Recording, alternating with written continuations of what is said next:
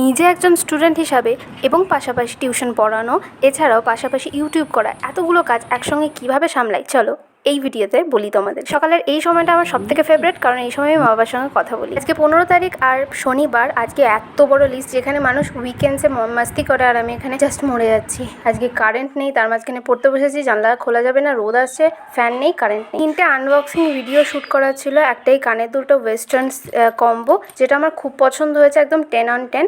এটা আমি মায়ের জন্য অর্ডার করেছিলাম, মায়ের খুব একটা পছন্দ হয়নি, রিটার্ন করেছিলাম।